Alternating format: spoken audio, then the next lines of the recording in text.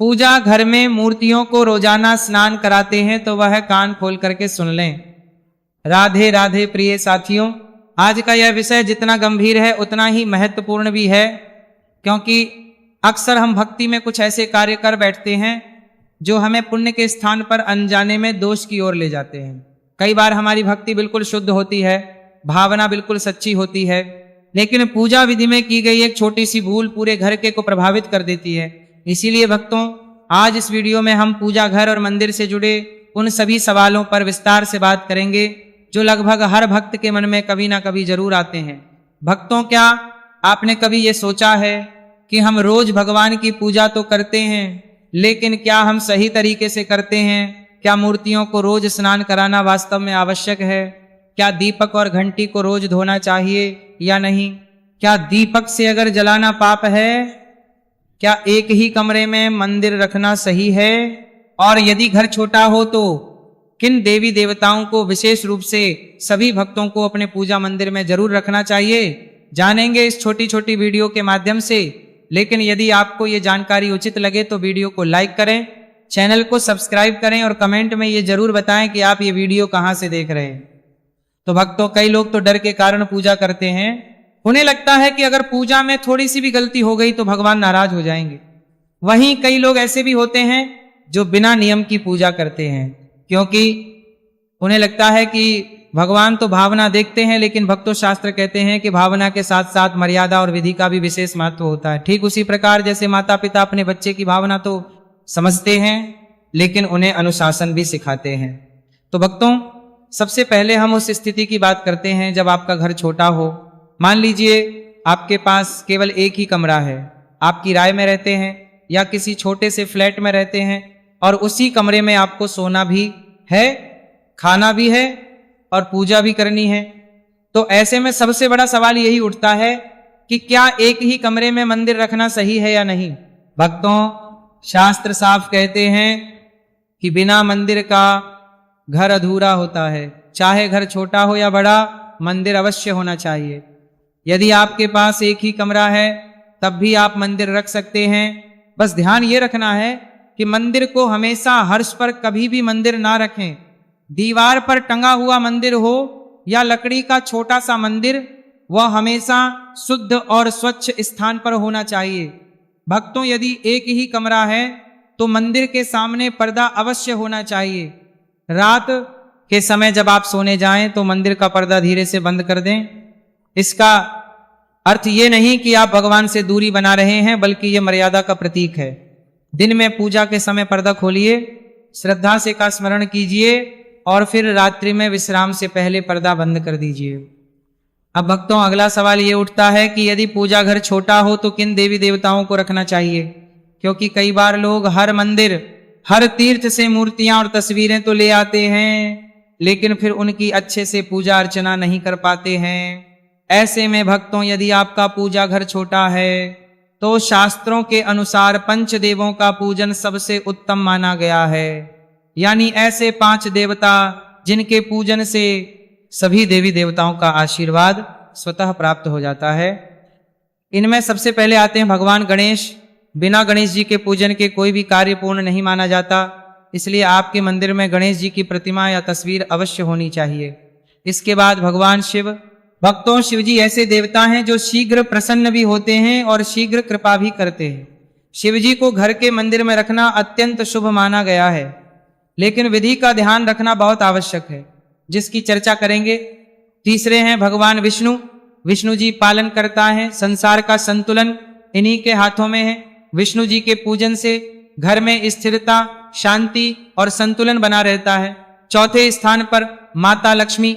भक्तों, माता लक्ष्मी केवल धन की देवी नहीं है, बल्कि सुख, समृद्धि और सौभाग्य की देवी है। माता लक्ष्मी का वास वही होता है जहां स्वच्छता और मर्यादा होती है। अब भक्तों, 5वें स्थान पर आप या तो हनुमान जी को रख सकते हैं या सूर्य भगवान को। हनुमान जी को मोचन कहा गया है। जो भक्त सच्चे मन से हनुमान जी का स्मरण करता है उसके जीवन से भय दूर हो जाता है। वहीं सूर्य देव जीवन की ऊर्जा है। यदि आप नियमित रूप से सूर्य देव को जल अर्पित करते हैं तो शरीर और मन दोनों में सकारात्मकता बनी रहती है। अब भक्तों, यदि आपका मंदिर छोटा है अब तो इन्हीं 5 देवताओं तक सीमित रहना ही सबसे अच्छा होता है। इससे आपकी पूजा भी सरल रहेगी और नियमित भी। अब भक्तों, एक बहुत ही महत्वपूर्ण विषय की ओर आते हैं, जिस पर लोग अक्सर ध्यान नहीं देते। यदि आपके पूजा घर में कोई मूर्ति या तस्वीर खंडित हो गई हो, यानी टूट गई हो, चटक गई हो या फोटो फट गई हो, तो ऐसे में क्या करना चाहिए? तो भक्तों, शास्त्रों के अनुसार खंडित मूर्ति या फटी हुई तस्वीर को पूजा घर में रखना शुभ नहीं माना जाता। ऐसा इसलिए नहीं कि भगवान नाराज हो जाते हैं, बल्कि इसलिए कि खंडित वस्तु नकारात्मक ऊर्जा को आकर्षित करे। इसलिए यदि आपके मंदिर में ऐसी कोई मूर्ति या तस्वीर है तो उसे तुरंत सम्मान पूर्वक हटा देना चाहिए, तुरंत। लेकिन भक्तों, इसे फेंकना नहीं है। भगवान की कोई भी प्रतिमा या तस्वीर कूड़े में नहीं फेंकी जाती। उसे किसी सांप लाल कपड़े में लपेटिए, श्रद्धा से प्रणाम कीजिए और फिर किसी बहते हुए जल में प्रवाहित कर दीजिए। यदि नदी पास ना हो तो कुएं या तालाब का भी प्रयोग किया जा सकता है। बस ध्यान रखें कि ये कार्य श्रद्धा और शांति के साथ किया जाए। अब भक्तों, एक और आम गलती जो लोग करते हैं वो ये है कि जब भी वे किसी तीर्थ स्थल पर जाते हैं तो वहां से बहुत सारी मूर्तियां और तस्वीरें खरीद लाते हैं। उन्हें लगता है कि जितने अधिक भगवान होंगे उतनी अधिक कृपा होगी। लेकिन भक्तों, ये सोच पूरी तरह सही नहीं है। शास्त्र कहते हैं कि उतने ही देवताओं को घर लाना चाहिए जितनी सेवा आप प्रतिदिन कर सकते हैं। यदि आप रोज पूजा नहीं कर पाएंगे तो धीरे आपके मन में अपराध बोध आएगा और पूजा से दूरी बनने लगेगी। इसलिए तीर्थ स्थल से वही प्रतिमा या तस्वीर लाए जिनका आप नियमित पूजन कर सके। इसी के साथ भक्तों, अगला सवाल ये आता है कि प्रतिदिन की पूजा कैसे करें, विशेषकर उन लोगों के लिए जो नौकरी करते हैं, जिनके पास समय बहुत कम होता है। क्या बिना लंबी पूजा के भी भगवान प्रसन्न हो सकते हैं? तो भक्तों, भगवान समय नहीं भावना देखते हैं। यदि आपके पास समय कम है तो भी आप बहुत सरल विधि से पूजा कर सकते हैं। प्रतिदिन सुबह कर सबसे पहले भगवान गणेश का स्मरण कीजिए। गणेश जी को थोड़ा सा जल अर्पित कीजिए, यानी कि जल का छींटा दीजिए। इसके बाद दीपक जलाइए, धूप दिखाइए और मन ही मन भगवान से प्रार्थना कीजिए। अब भक्तों, ये आवश्यक नहीं कि रोज लंबी आरती ही की जाए। यदि समय हो तो बहुत अच्छा, लेकिन यदि समय ना हो तो दीपक को भगवान के सामने 5 या 7 बार घुमा देना भी आरती के समान ही फल देता है। अब भक्तों, इसी क्रम में हम पूजा विधि और उन नियमों की बात करेंगे जिनका पालन ना करने से पूजा धीरे धीरे बोझ बन जाती है और जिनका सही तरीके से पालन करने से पूजा आनंद और शांति का कारण बनती है। तो भक्तों, जब हम प्रतिदिन पूजा करने बैठते हैं तो सबसे पहली बात जो ध्यान में रखनी चाहिए वह ये है कि पूजा दिखावे के लिए नहीं, आत्मिक शुद्ध के लिए होती है।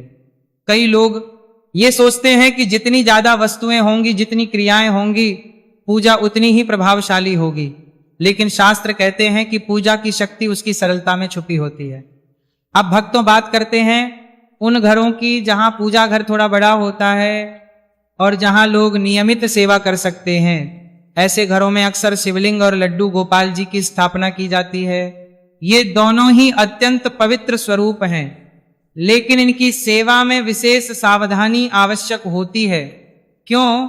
यदि आपके पूजा घर में शिवलिंग है तो ये बहुत ही सौभाग्य की बात है।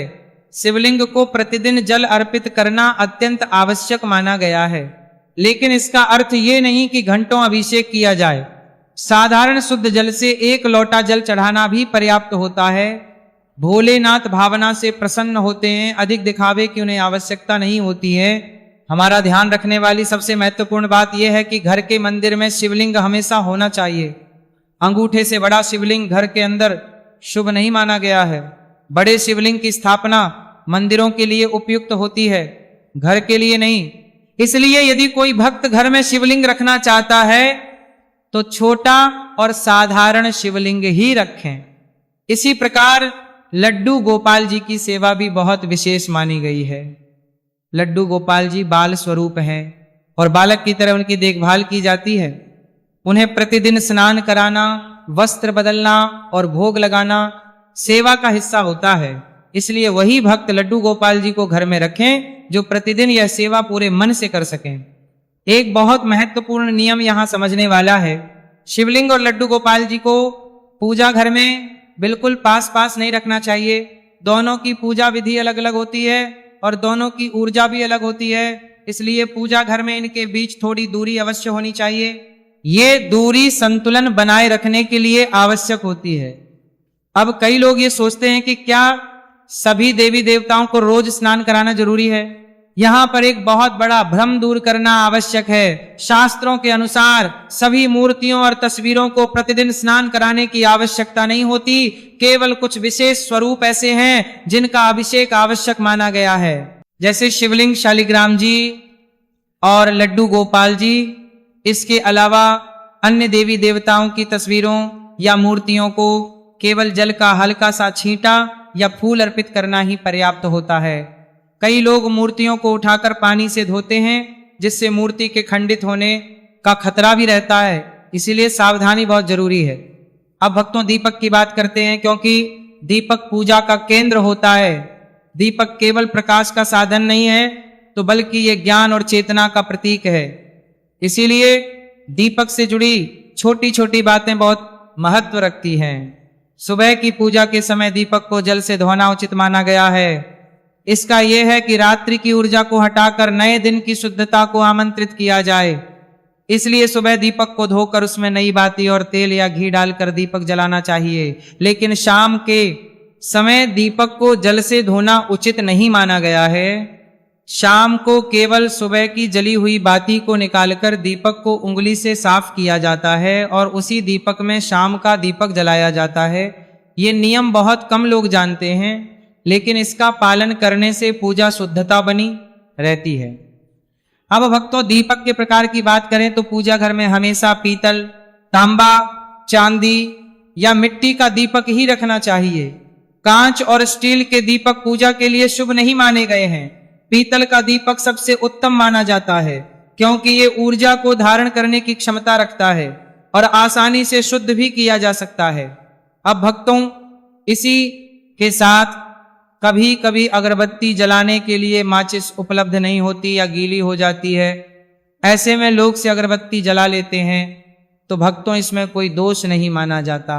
दीपक से अगरबत्ती जलाना पूरी तरह स्वीकार्य है, लेकिन एक बात का विशेष ध्यान रखना चाहिए, दीपक से दूसरा दीपक जलाना उचित नहीं माना गया है।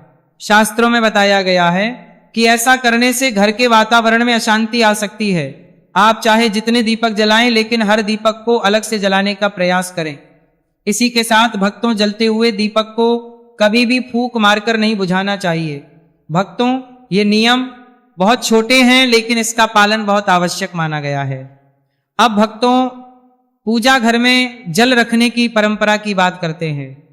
पूजा घर में प्रतिदिन 1 लोटा जल रखना बहुत शुभ माना गया है। इसका अर्थ यह है कि मंदिर खाली नहीं रहना चाहिए। जल के साथ एक फूल डालकर उसे ढककर रखें। अगले दिन उस जल को किसी पौधे में डाल सकते हैं, घर के मुख्य पर छिड़क सकते हैं या प्रसाद के रूप में उपयोग कर सकते हैं। लेकिन एक बात का विशेष ध्यान रखें, उस जल को कभी भी तुलसी जी के पौधे में ना डालें। ये शास्त्रों में वर्जित बताया गया है। अब भक्तों पूजा घर में शंख का स्थान भी बहुत पवित्र माना गया है। शंख को केवल एक वस्तु समझकर नहीं रखना चाहिए। शास्त्रों में शंख को भगवान विष्णु का स्वरूप माना गया है। इसलिए यदि आपके पूजा घर में शंख है तो उसकी भी सेवा उतनी ही श्रद्धा से करनी चाहिए जितनी अन्य देवताओं की शंख को कभी भी सीधे नीचे फर्श पर नहीं रखना चाहिए। उसे हमेशा किसी आसन या कपड़े पर ही रखना चाहिए। प्रतिदिन सुबह शंख में शुद्ध जल भरना चाहिए और यदि संभव हो तो उसमें एक फूल भी डाल देना चाहिए। जिन भक्तों के पास तुलसी दल उपलब्ध हो वे शंख पर तुलसी पत्र अवश्य चढ़ाएं। तुलसी माता और भगवान विष्णु का संबंध अत्यंत पवित्र माना गया है, इसलिए शंख पर अर्पित करना बहुत शुभ फल देता है। भक्तों अब बात करते हैं भोग की। कई लोग इस विषय में बहुत भ्रम में रहते हैं कि क्या हर देवता के लिए अलग अलग भोग लगाना आवश्यक है या नहीं। सामान्य दिनों में सभी देवी देवताओं के लिए एक ही भोग पर्याप्त माना गया है। थोड़ी सी मिश्री फल या जो भी घर में सहज उपलब्ध हो वही भोग के रूप में अर्पित किया जा सकता है। भोग की मात्रा नहीं, भावना महत्वपूर्ण होती है। इसी के साथ विशेष अवसरों पर जैसे एकादशी, पूर्णिमा या किसी व्रत के दिन आप चाहें तो विष्णु भगवान और हनुमान जी के लिए अलग से भोग लगा सकते हैं। और भोग लगाते समय घंटी बजाना बहुत शुभ माना गया है। घंटी की ध्वनि से वातावरण शुद्ध होता है और मन एकाग्र होता है। लेकिन घंटी बजाने का अर्थ ये नहीं कि बहुत तेज या लंबे समय तक बजाया जाए, हल्की और मधुर ध्वनि ही पर्याप्त होती है। अब भक्तों, एक बात का विशेष ध्यान चाहिए, एक बार चढ़ाए गए फूलों को दोबारा धोकर फिर से नहीं चढ़ाना चाहिए। फूल एक बार अर्पित हो जाते हैं तो वे पुनः प्रयोग के योग्य नहीं रहते हैं। हाँ, बेलपत्र को आप धोकर दोबारा अर्पित कर सकते हैं। ये विशेष रूप से शिवजी के पूजन में मान्य है। अब भक्तों, दीपक की बाती से जुड़ा एक और नियम जानना आवश्यक है। प्रतिदिन पूजा के बाद जो जली हुई या बची हुई बातियां रह जाती हैं, उन्हें इधर उधर नहीं फेंकना चाहिए। उन्हें किसी एक पात्र में एकत्र करते रहें। जब बातियां अधिक हो जाएं तो उन्हें एक साथ जला देना चाहिए। ऐसा करना शुद्धता और सम्मान दोनों का प्रतीक माना गया है। अब भक्तों, उन लोगों की बात करते हैं जिनके पास समय बहुत कम होता है, जो सुबह जल्दी निकल जाते हैं और शाम को थके हुए लौटते हैं। ऐसे भक्तों के लिए पूजा को सरल रखना ही सबसे उत्तम मार्ग है। सुबह उठकर केवल दीपक जलाना, भगवान को प्रणाम करना और ही मन धन्यवाद कहना भी पर्याप्त होता है। लंबी विधियों में उलझकर यदि पूजा छूट जाए तो वह लाभ के बजाय मानसिक बोझ बन जाती है। अब भक्तों, एक महत्वपूर्ण विषय की ओर आते हैं। एक सत्य जो विशेषकर माताओं और बहनों से जुड़ा होता है। मासिक धर्म के समय पूजा के नियमों को लेकर बहुत भ्रम रहता है। शास्त्रों के अनुसार इन दिनों में पूजा पाठ और मंदिर के कार्यों से विराम लेना चाहिए। यदि घर में अन्य सदस्य पूजा कर सकता है तो उनसे पूजा करवाई जा सकती है। यदि ऐसा संभव ना हो तो इन दिनों में केवल नाम जप करना सबसे उत्तम माना गया है। भगवान का स्मरण मन से भी किया जा सकता है, इसमें कोई दोष नहीं होता। इन दिनों में स्वयं पर कोई मानसिक दबाव नहीं बनाना चाहिए। अब भक्तों, पूजा के बाद आरती की बात करते हैं। यदि आपके पास समय है तो आरती अवश्य करें।